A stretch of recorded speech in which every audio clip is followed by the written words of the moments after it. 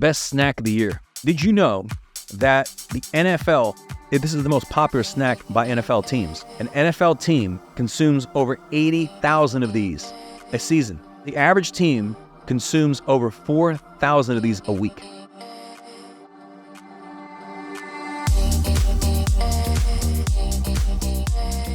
I'm Michael Mogill, founder and CEO of Crisp, the nation's #1 law firm growth company. I've built my business through practice, not theory.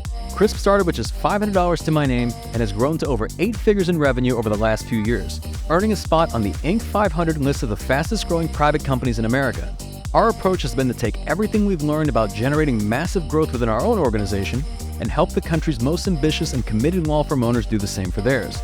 In each episode of this podcast, I sit down with innovative market leaders from the legal industry and beyond to learn from those who thrive in the face of adversity, challenge the status quo, and define what it means to be a true game changer.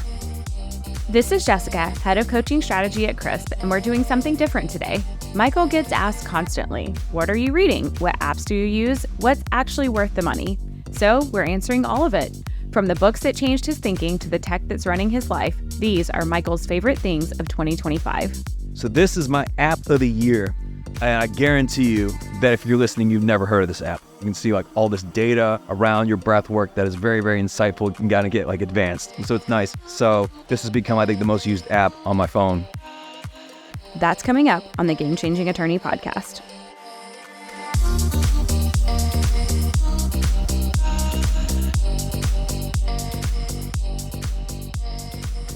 What's up, guys? This is Michael. I'm here with Jessica. We got a special edition episode because, we sat down, we went a little Oprah this year, and they asked me, they said, Mike, what are your favorite things? I said, what kind of things? And they said, well, I don't know. What's the best book you read this year, the best movie you saw, the best gadget, the best app, etc. And I was like, man, you guys think anyone even gives a shit about any of this? And they said, yes. So we put together this list, and that's what we're going to go through today on the podcast, the things from this year that I enjoyed, that brought some sort of value to my life that may be helpful to you. There are no affiliate links. I'm not linking to my Amazon store or whatever. We don't even have one. We're going to publish a blog post that has all this stuff afterwards as well, if you're interested in checking out any of this, if it's useful to you. But honestly, I don't really care if you get it or not. This is just going to be talking about things that I've enjoyed from this year. And we'll go down the list. Maybe we'll come up with something that's not even on this list.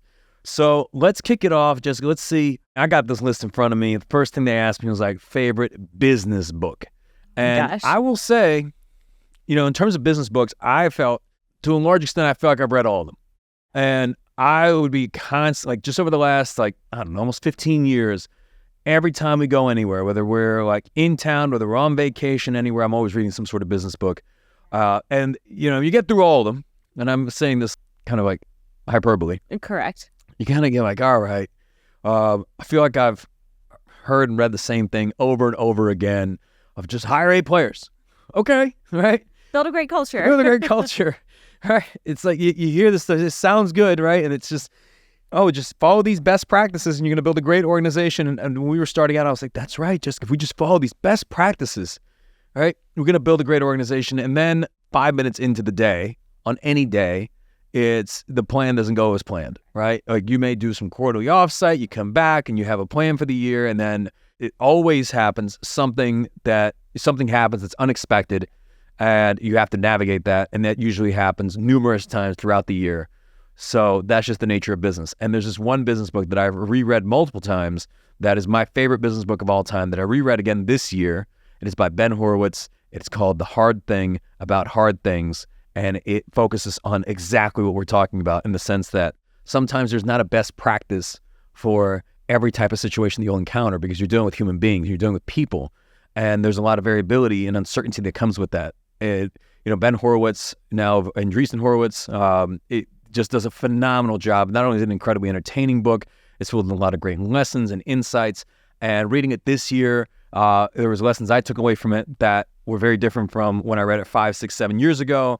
So if there's one business book that I highly recommend, if you haven't read it, or even if you have, and you haven't read it recently, I recommend diving back into The Hard Thing About Hard Things. Okay, so that is my favorite book of this year, business book. Business book. But then we get to the fiction. Yes. Right, and I will say that I used to not be a huge reader of fiction, but I've gone all in on fiction this year because I've read all the business books. So, and there's one book that got me back into reading fiction. Yes.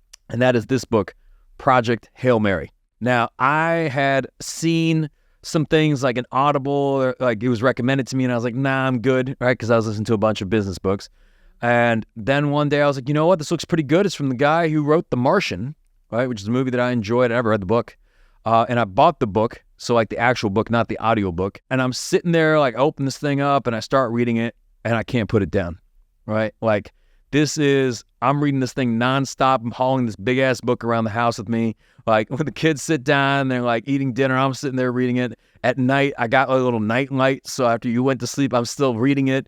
And I've gifted this book a couple times. I really enjoyed it. Now there's a movie coming out next year, which I'm very, very excited about. But this is a book that kicked off a lot of other fiction reading, and I started reading a bunch of sci-fi, and I started reading a couple of books on like narcos and the cartel, and then cybersecurity, etc. Like American Kingpin was another great one that I read this year. Power of the Dog was another one I read. But if you're looking for a really great like page turner that's well written, it is Project Hail Mary, and also a movie coming out next year. But the book's always better, right? So I'd strongly recommend checking that book out. Then we get to the movies. All right, now movies this year. I don't know. I can't say this was a great year for movies, but there was a movie that we saw, and we went, you and I together. We don't go to the theater often. We do not. Right? So we usually just watch the movies when they're at home, when they're on streaming or whatever. We'll just be like, okay, cool. Kids are gone to bed, so now we have it takes us a week. 4 days, 5 days to watch this movie. In 30-minute increments. Exactly. But we went to the theater for this one, and it was F1. Now, F1, the interesting thing about it, so this is like a movie that Apple produced. They have like Brad Pitt and, that whole thing. And I'm a huge F1 fan. And I will say that F1 is not even the best F1 movie. It's not the best Formula One movie. The best Formula One movie is Rush, okay, with Daniel Bruhl and Chris Hemsworth and like that. If you want to watch a great F1 movie, Rush. But here's the thing.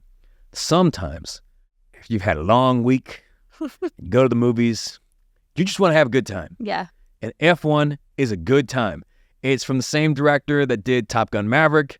And look, the movie itself is completely unrealistic. Like if you're an F1 fan, it is insanely unrealistic. I do think it's great that it will get more people like into the sport. But I was just laughing at some of the situations that would happen. Like, because I think I missed an F1 race in like 4 years. So I'm watching this, but it's fun. And it's some of the shots in there are incredible. And overall, it's just an incredible theatrical experience. And now I think it's streaming now on Apple. So you can, if you've got Apple, whatever their TV subscription service, one of many. You can watch F1. So recommend that. Now, the show that I picked this year, we watched a lot of good shows. Yeah. A lot of good shows this year. I'll throw a couple runners up on here. So like a runner up to this was Mobland. Okay, that was a good show. That was great. Fantastic. But I got to get number one. So this is not a show that came out this year. This show came out many years ago. It was originally on the USA Network. Then Netflix picked it up. This is a top tier show. I got to say it's like top 10 all time. Like, and I would say if you're putting in top 10, this is where like Breaking Bad lives. This is where season 1 of True Detective lives. This is where like Peaky Blinders lives, right? Like, so this show's got to be good to be in the vicinity of that kind of greatness, right? And it is a show that I think most people I've talked to have never even heard of. They've never even heard of the show. They've never watched it. So that's exciting, right? That you got some gem out there that is so good that you've never even heard of it, right? So it's with Rami Malek, and the show is called Mr. Robot, right? I believe it's still on Netflix, but it's 5 seasons.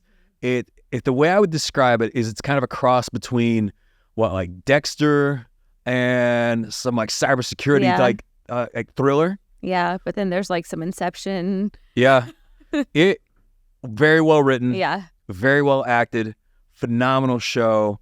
I would give this thing a 10 out of 10. It was Mr. great. Robot. Highly recommend it. Okay, so we covered business book, fiction book, a movie, a show. Then they asked me, Mike, you're a gamer, right? This is part of the podcast, and people are like, oh, well, I don't care. Like, they just fast forward, right? But this was an incredible year for gaming. And yes, I know you heard because we watched the Game Awards recently. But when I made this list, it was before the Game Awards. Yeah. And I had my predictions. So the Game Awards are kind of like the Oscars of gaming, right? They're like, okay, who's going to win best Game of the year and like best action game and best soundtrack, that kind of stuff. So there's a lot of really great years, like a lot of great games this year. I think this has been one of the best years for gaming because, you had Kingdom Come Deliverance 2, this like medieval RPG is fantastic, like loved it. Then Death Stranding 2 comes out, Hideo Kojima, like incredible, right? Then you have Ghost of Yotai, and then out of nowhere comes this game by this French studio of, I think, around like 30, 40 people that, when you look at game budgets for like a AAA game, which is like a lot of like these big games that come out, they cost like hundreds of millions of dollars to put together. And it's like, thousands of people, like these massive studios take years and years and years to produce them. So if you're going to put out a game from a studio of 30 people, it's got to be like an indie game, right? Like some of these smaller indie titles. And this studio of around like 30 people, and yes, they had some like outsourcers and they had, some contractors and stuff, but it's this French studio puts out this game, their first game ever. You could see like that they went on Reddit and they're trying to source like talent for the game and like, developers. And then they're like found like their music on SoundCloud. And like, who would have thought this had the makings of being one of the best games I've ever played, which was Clair Obscur Expedition 33. To me, this is my game of the year. And I didn't know it at the time, but after we put the list together, I'm like, look, at the Game Awards, this game is going to clean house. And it did. And it did. It won more awards than any other game, I think, in the history of the Game Awards. Crazy. This like tiny, tiny little studio. And it's like this incredible like underdog story. And there's this video on YouTube where this guy goes for an hour, kind of explain the whole story if you're interested in like how this game came to be. Because it's very difficult to make games, especially with a team of 30 people, right? Anyway, it's a fantastic game. It is not like anything I would ever even have any interest in playing. It's like a turn-based game and like, yeah. You could not even explain it to me. You tried, and it's like I couldn't even like follow just along. The story of the game to you, even though it's an incredible story, and I think it's gotten even picked up either as like a show or a feature. So hopefully we'll see that. But that is my game of the year. It growing up as a kid, I really loved the game Chrono Trigger. To me, this is like the spiritual successor to like Chrono Trigger. I think they got a lot of their inspiration from like Final Fantasy and like Square Enix and like some of their games, but it's a fantastic game. Clair Obscur Expedition 33. All right, then that's the game. Then the question is, Mike, what's your favorite gadget? God. Like, I am like, look, if you're going to run Facebook ads and you're like, what kind of dumbass is going to buy this thing? Michael Mogill. That is me. Yes, that is me. How do you even put just one? Exactly. So, I narrowed it to something that I've been using recently. And so Nike partnered with a company called Hyperice. And if you know Hyperice, they do a lot of compression and like, they got like the compression legs and the compression hips and compression arms. And they like do a lot of like recovery stuff for athletes. And Nike partnered with them to develop the Hyper Boot. And it looks like something from Back to the Future. Looks ridiculous. Yeah, it looks ridiculous. And I thought it was a gimmick at first. I was like, look, I don't know. I might return this thing. Like, I don't know if it actually works, because the idea is there are these boots that look like Back to the Future boots, and they're compression and heating. And the whole idea is it could be useful for recovery, but it can also help to kind of like warm you up before you go for a run, or it could be used in recovery after a run. And it's everything from like your ankle, your foot, etc. And the other best part of it is like, because it's like a shoe, you can walk in it. So you can like walk around the house in this boot. It is awesome. So I highly recommend it if you can confirm that you do use it quite frequently. I do use it. So if you do like, I don't know, a lot of running or endurance training, this could be something that could go in your recovery stack. If you like the like Normatec legs and like compression legs, this is strictly for the foot. So it's a little bit different. If you got money to burn, check it out. It's the Hyper Boot by Nike and Hyperice. So then we get to the favorite app. And I had a few. It's funny. I was going through this list and I was like, man, did I put this on here? Oh, okay. At first I was like, oh, okay. Well, did it make it on here? Yes, it did. All right. So the good news is I came down to 2, but I was able to put the other app in the productivity category. Okay. So this is my app of the year.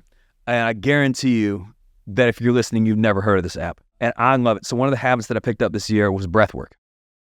And there's a lot of different Breathwork apps in the App Store of just breathing. Right. And I thought, well, am I going to do Breathwork? But it's been amazing. I do it every morning. First thing in the morning, 15 minutes, and then the last thing before bed, 15 minutes. So every day I do breath work for 30 minutes. And it is something that's created great like clarity and calm, and it's been awesome. I literally think breath work can change your life, and I'm not like that. That is no hyperbole. Like if you can commit to it for 10 weeks consistently, like it'll be one of the best habits that you build. But then when you're doing breath work, it's like you're figuring, okay, so like breathe in, breathe out. Like, how do I know? There's what's called like your resonance frequency of like the right amount of breaths to be able to take. And like in a given minute to hit the resonance frequency, which is kind of like the ultimate balance between like your heart rate and your HRV, and figuring that out is kind of tricky. And you know, some people start at like just 6 breaths per minute. But this app helps you figure it out, and you can actually go on a journey, and it uses a lot of data. So like you can essentially, it'll test different breathing rates, and it will help to dial in the exact breathing rate that is like your resonance breathing rate. And the name of the app is called Udemon. And I love the name. It's called Udemon HRV. Udemon HRV. It is a fantastic app, and I love it so much. I even started like supporting the app because the developer of the app does an amazing job, and it keeps like updating with new features and functionality. And there's like a new dashboard that you just rolled out, and the whole like you can see like all this data around your breath work that is very, very insightful. You can kind of get like advanced, right? So it's nice. So this has become, I think, the most used app on my phone, and it's called the Udemon HRV if you want to start your breathing breathwork practice. Okay, so that's what we got first. All right, new habit. What's the best new habit? You know where I'm going to go with this. You just talked about it. We did just talk about it. So we will link to the podcast with Dr. Bruce, the sleep expert, because we talked about this on the podcast with him as well. And this new habit comes by way of Brian Johnson, right? You know, the don't die like Brian Johnson. Ultimate. And here's the thing. The number one thing that can impact your life in a positive way is going to be the decisions you make. And the number one thing that impacts the decisions you make is your alertness and your clarity. And the number one thing that impacts that is your sleep quality. But then you think, okay, so how do I improve the quality of my sleep? What is the number one thing I can do above all else? You know, I cool the room down. I got white noise. I sleep with the mask. And, you know, you could do the nose tape. You could do the mouth tape. You could do whatever, right? But what is the number one thing I can do to improve my sleep quality? And the number one thing you can do that actually improves your sleep quality is to lower your resting heart rate before bed. Because the lower your resting heart rate, the better your sleep quality, and likely the higher the HRV that you have like during sleep and that you wake up with.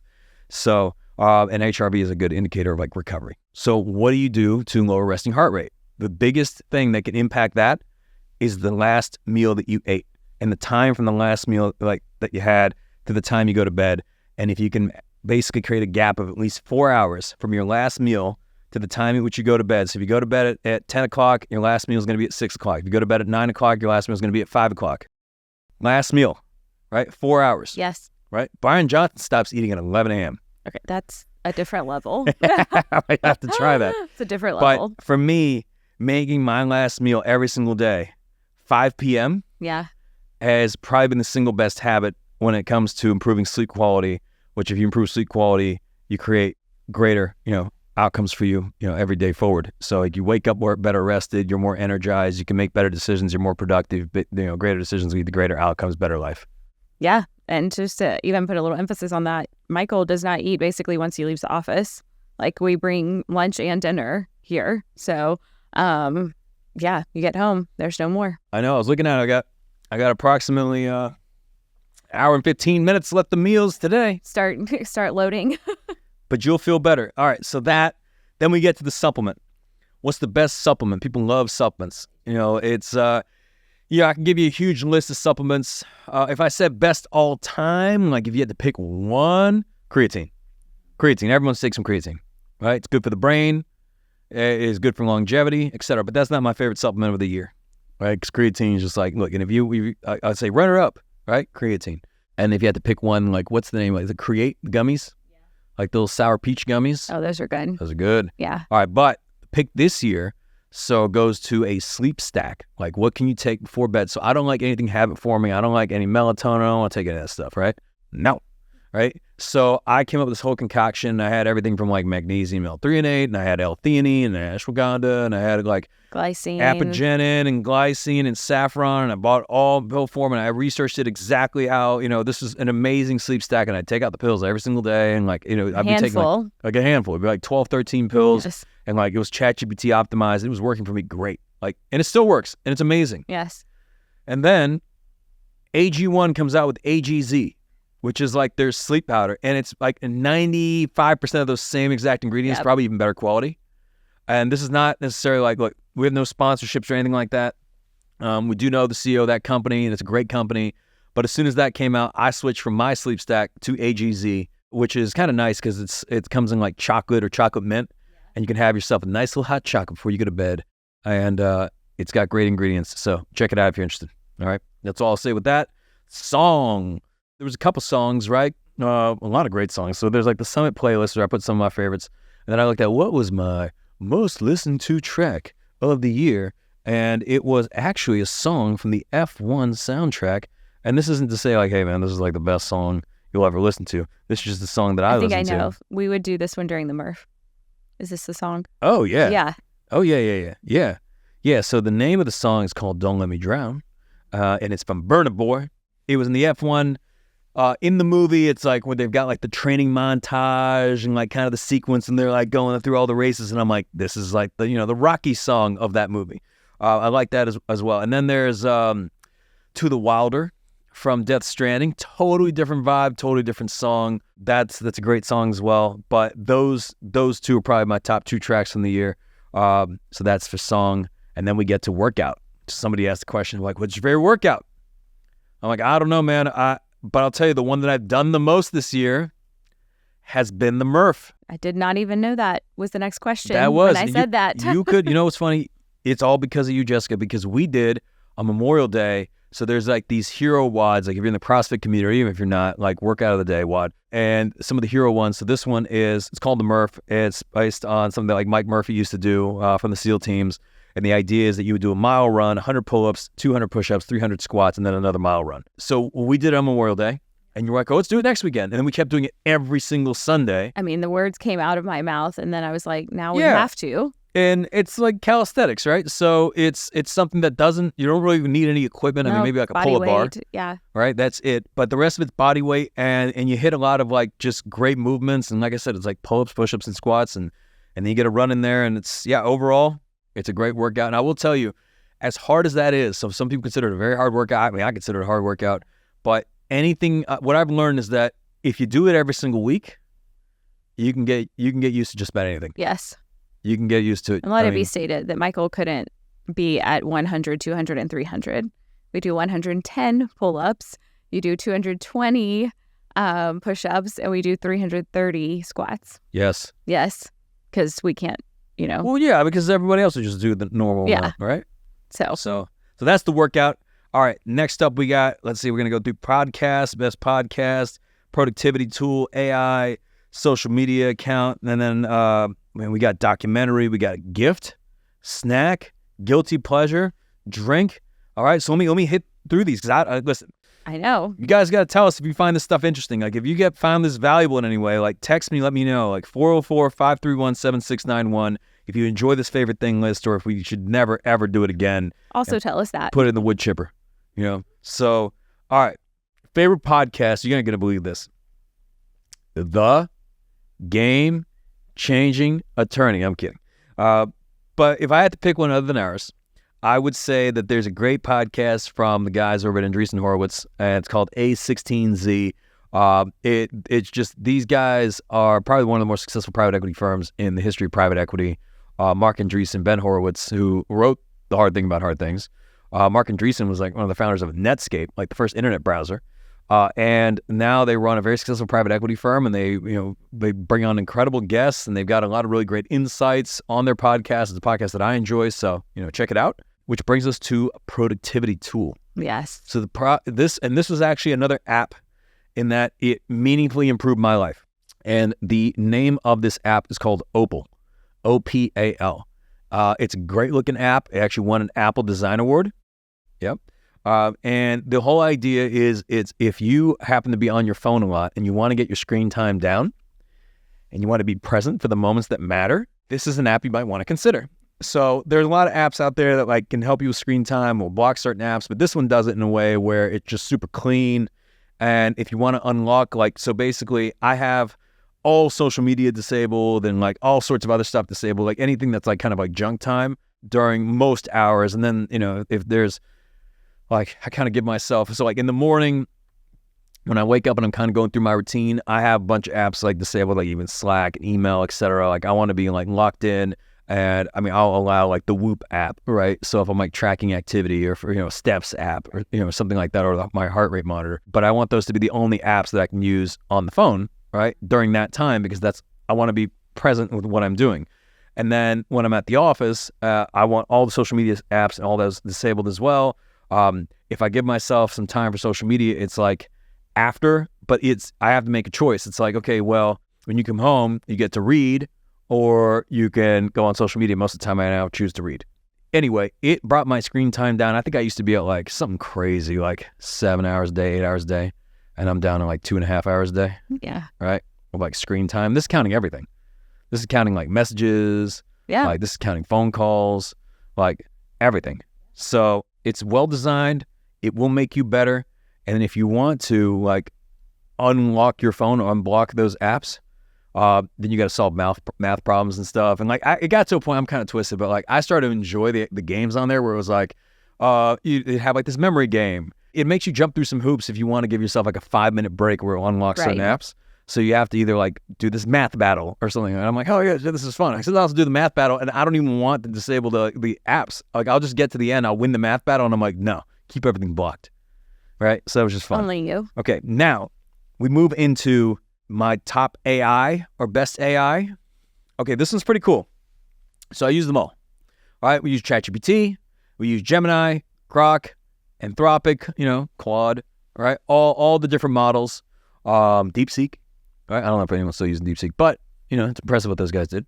So out of all of them, if I had to say what is my top AI this year, and it's like an AI race, right? So it doesn't mean this will be like what the best one is 3 months from now or 6 months from now. This is just me, what I kind of graded this on a model of like what made me truly believe like, hey, we're living in the future. This is incredible, right? And they're all incredible in their own right. Some are better for certain functions than others, but I got to go with Grok, right? Yeah. And it's not, but if you're listening, you're like, Grok, I can't believe it. And like everyone's got their allegiance. Like, I thought you'd say Gemini or, whatever, Claude. And those are great. Don't get me wrong. Yeah. But it's not just Grok. It's Grok in the Tesla. Yes. Right? This is a totally different experience. Now, look, I know already on our phones, we can already do like voice dictation and you can talk to the AI, and that's pretty cool, right? But there's something to be said about driving in your car, pressing a button on your steering wheel, and having a conversation with the full AI assistant. And there's like no delays and no gaps, and it really feels like, the movie Iron Man when you're talking to like Jarvis. That's what it feels like. It's such a cool experience. And now Tesla's updated to where like you can talk to it and you can even say, hey, like here's where my destinations are, here's where I'm trying to go. I need to go to the office. Before that, I need to stop at the bank. And it will like, you're talking to it and it'll create the routing for you.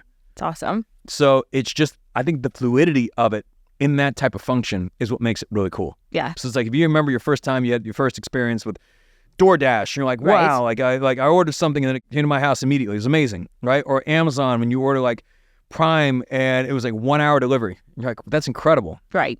Or an Uber picked you up, whatever it was. For me, it was that type of experience with Grok in the Tesla. Okay. Yep. All right. So next, Jessica. Next, they asked me about what was your favorite social media account. I don't even know how to answer this at first. I don't even know. I'll tell you.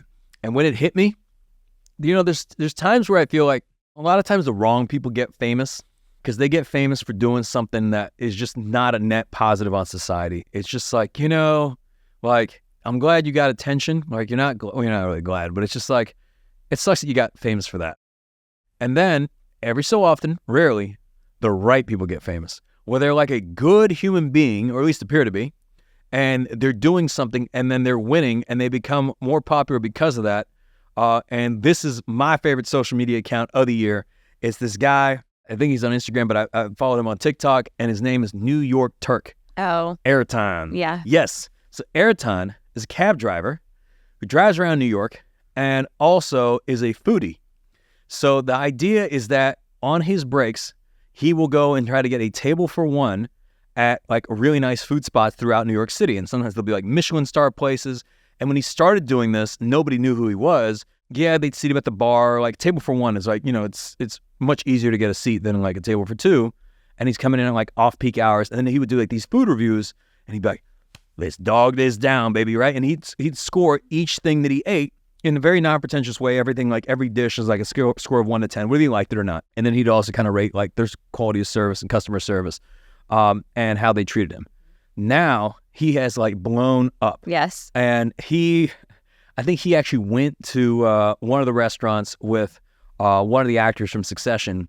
They recognized him over the actor, right? So like now when he goes out to eat, it's like they'll try to comp his meals and they're like, oh, it's free and whatever. And he's like, but he always pays. He's like, no, I can't do that. It's not a paid review. Yeah. Yeah. So, and I saw some list the other day where he's like now like #1 in New York as like a food critic. He's definitely inspired you on our trips. Yeah, I know. Yeah. I wrote down a bunch of the places where when we just got back from New York, and I was like, Airton went here, you liked it.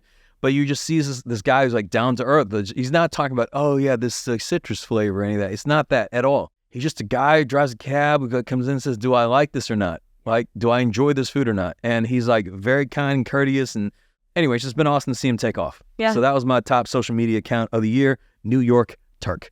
Okay. All right. Now we get to like top documentary. We got documentary, gift, snack, guilty pleasure, and drink. And the drink you guys are going to really love. So you're going to want to stick around for that because that is special. Maybe the guilty pleasure too. All right, but documentary. So I've been doing a lot of riding on the indoor bike trainer, and I have been watching a lot of different documentaries because when you're sitting down there in the pain cave for hours on end, it helps to have something to watch. And probably the best documentary that I've seen this year, and maybe in the last few years in quite some time, was this documentary called In Waves and War. Fantastic. Okay. So I highly recommend it. It tackles a very important topic that follows essentially these like Navy SEALs that had since retired and their struggles with PTSD. And it even talks about a lot of statistics in the military in terms of there's the number of soldiers that die in combat versus those that die like post-combat and suicide and so on. Suicide is higher than those that die in combat. It's like tragic. Insane. Yeah. And how coming back, like in the PTSD that they struggle with, how it just wrecks their relationships and their lives, and how many of them are just not in a good state. And it essentially follows, one of their journeys, I guess one couple, and their journey towards like trying to find some sort of way out of this. And they go to psychedelics. They go down to Mexico and they get that toad venom. And there's even like this study by like Stanford University, and it's just like absolutely transformational for them. So then they start expanding it and like, spreading the word amongst the SEAL community. And it literally is changing people's lives and raises a lot of awareness for psychedelic therapy. It's just an incredible documentary, In Waves and War. All right. Okay. Highly recommend. It's on Netflix. Okay. Now, gift. Best gift of the year. Let's transition here because this is a gift that came in with Daddy-Daughter weekend. So when I was, when you went out of town, it was going to be me and the girls. I was like, we're going to have the best weekend. These girls are going to have memories, right? For 36 hours. 36 hours. I went and bought all sorts of board games and just like Hungry Hippos and like all sorts of things that just I thought would be fun for my child. That I even got like a robotic dog. Yes. Right? That one did not take off. Nope. But it was fun. It was fun like for our 36 hours. Yeah. And then I got this one thing that I'm like, I don't even think we'll get to this. Yeah. But just in case, I'm going to get us this like thing you can plug into the TV, and it's like it's kind of like a Nintendo Wii, but not really. And your body is the controller, and like, I don't know, maybe the girls are too young for this. We work our way through all the games, the board games. Puzzles. All the puzzles. We assembled all the puzzles, and then the girls are like, let's check this thing out, right? Because they're just like, I have a whole like bucket of stuff, yes. Right? And I'm like, oh, man, I'll probably just return this thing because, like, girls, I don't even know if we have time for this. And like, no, let's check it out. So I plug this thing in. We spent probably the whole day playing on this thing. And it's called the Nex, N-E-X Playground. And it is essentially, it's basically like a souped-up Nintendo Wii. Yeah. So it's got all these different games where it's got like Barbie Dance Party and it's got Connect 4 and it's got bowling, Bluey, what's it called? Like Gabby's Dollhouse, Unicorn Princesses. I mean, look, this Unicorn is Academy. Unicorn Academy. Get it right. Yeah, sorry. If you have young kids, this is awesome. And if you don't have young kids and you're just hanging out with your friends, there's also like party games in there. But the best part is like nobody has to be an expert. Like you just use your body. Yeah. Right. All you need is a TV. You plug an HDMI cable in, and you're off to the races. This thing is awesome. Wish we could show Misha. Oh yeah, what she does with her paws up. Oh yeah, paws up is this game where like essentially you have to throw up a little note card of like look like this animal, and then it'll take a picture, and like whoever's more accurate gets more points. It's a whole lot of fun. We still play it like almost every single weekend. Next Playground, N-E-X. I think I got it on Amazon. Yeah. So, all right. So 3 more things. We're going to close this out. Best snack of the year. I feel like this is going to disappoint a lot of people because they want something cool. Yeah. But this is something that I brought back from my childhood that if you do any sort of endurance training is like the sweet spot snack. I already right? know. You already know what it is. Yes, right? I do. So, and did you know that the NFL, this is the most popular snack by NFL teams. An NFL team consumes over 80,000 of these a season. The average team consumes over 4,000 of these a week. What? Yes. I need to fact check this. Listen, I have the article from the New York Times, Jessica. Okay. We did fact check this. Okay. 4,000 a week. Okay. And it's because it's the perfect combination of a carbohydrate and a fat and a protein that if you are doing any sort of endurance training, this has figured it out. And you could think, okay, well, if I made something for myself, let's say I made like a sandwich and I put some bread, right? And I put some peanut butter. Maybe I put some jelly, right? I made a peanut butter and jelly sandwich, right? It'd be pretty good. Or I could get an Uncrustable. Our freezer is full of these. We got Uncrustables all up in the freezer. I mean, they come with different flavors. I like the grape one, right? And it's like the snack you had as a kid, but it's absolutely delicious. And it's made for you already. And it's made for you already. The bread is super soft. I think Trader Joe's has like a knockoff version. Maybe it's a little healthier for you. But like I said, if you're doing any sort of like endurance training, the Uncrustable is undefeated. Okay, so that's my snack of the year. All right. There's also like this beef jerky, like this thing that I like. It's called biltong. The biltong, yeah. I knew it. It's like the Ayakoba or something like that. Is that what it's called? No idea. Ayoba biltong. Also on Amazon. So then we got 2 left here, and we got the guilty pleasure and the best drink. Now, guilty pleasure. I didn't know this was a trend, so I kind of feel bad because I'm going to get some eye rolls. Oh. I just liked it. I know. And then someone's like, oh, I can't believe you like that. Listen, man, I didn't know it was as popular as it was. We're old. We didn't know. Okay, I just tried it. I didn't know it was a thing. And I was like, this tastes good.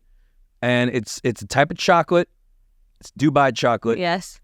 And I was like, this tastes pretty good. It's got what, like hazelnut pistachio type thing? Pistachio, that's what it is. And it's this couple out of Dubai figured it out. I think their company's called Fix. It's like friggin' incredible experience. That's what it stands for. Yep. CNN did a profile on them, and then there's a bunch of like knockoffs, but they don't all taste the same. They don't all taste the same. No. But it's pretty good. If you want a guilty pleasure, hit me up a little bit of break me off a piece of that Dubai chocolate. It just tastes good. You know, like we were at the Bryant Park winter market in New York, and there's Dubai chocolate milkshake, Dubai chocolate smoothie, Dubai chocolate, Dubai whatever, and I'm like, we were full to the brim. Yes. And when we finished it off, what did we have? We had it was the stroopwafel. We had a stroopwafel, and then we had the fried pickles, which were like really good, and then we're full, and then out of the corner of my eye, you caught a little Dubai chocolate. I caught a little Dubai chocolate. It was that waffle. Yes. Yeah. It was after the stroopwafel. I thought it was the stroopwafel. No, the stroopwafel was the thing we had. They made custom, like there was like a wafer thing. Yes. Then there was the Dubai chocolate waffle that we had after. Remember? We were walking back, and like I was like, Ching! I think I ate too much that At day. the corner of my eye, it was the one that had like the whipped cream. Yeah, and yeah. You know what I'm talking about. And then they're like, oh, you want Dubai chocolate, hot chocolate? I'm like, okay, you got me. Anyway, that's what it is, which brings us now to the final item on the list, which is like favorite drink. Michael loves some drinks. I love some drinks. Non-alcoholic, of course. Yeah, I mean, look, I like the Hint waters. I like the Element Sparkling, which is like that. That's great. Goated. Element Sparkling Grapefruit, like LMNT, fantastic. Amazing. There's the Flow waters. Those are good too. But then every so often you come across a beverage that just seems like it was made for you. Okay, and I know some of you guys are familiar with the Olipop's, and there's one flavor that is better than all the flavors. And can you guess which one it is? It's crisp apple. Delicious. And I look at it and I'm like, you know what? If we had our own custom flavor of Olipop, this is what it would be. It would be crisp apple. Absolutely delicious. And originally, I read up a little bit on it. Originally, it was supposed to be like a limited edition flavor. And it was so popular. People loved it so much. They brought it into their ecosystem full time. Those are some of my favorite things from this year. I would love to hear from you guys what some of your favorites were in terms of what's the best documentary you saw. Anything. What's the best movie? What's the best business book you read? The best fiction book you read? What's the best game you played? The best show you saw? best gadget, best app, best thing you did for productivity, best habit you developed, best podcast, best AI, social media account, song, supplement. I'd love to hear from you guys because we can feature some of yours as well. Another thing we're thinking is we did a lot of episodes this year. I'd love to know what your favorite was. We'll also link to the blog post with all these items if you're interested in looking into any of them. So no affiliate links. You can just buy it if you want to buy it and try it out. And if you don't like it, don't you come crawling to me. Own your decision. These are my favorite things, right? They don't have to be your favorite things. Okay, so if you don't like Dubai chocolate, that's on you, brother. So that's all we got on the favorite things for 2025. I hope you guys have found this valuable and enjoyable. And if you have, let us know. Text us at 404-531-7691 with some of your favorites or what you found valuable from this list. And if you didn't find it valuable, well, let us know as well so we'll never do this again. All right, until next time. All right, thank you. You've been listening to the Game Changing Attorney podcast with Michael Mogill. If you found this episode valuable, here are 3 free ways that we can help you grow your law firm. Number 1, download the first chapter of Michael's book absolutely free at gamechangingattorney.com. Number 2, you can shoot Michael a text at 404-531-7691 and ask him any question you'd like. You might just hear the answer on the next episode. And finally, number 3, if you can leave this podcast a 5-star review, it will help us gain access to more influential thought leaders and bring their lessons learned here to you. For more information on this episode, see the show notes in your podcast app or visit legalpodcast.com.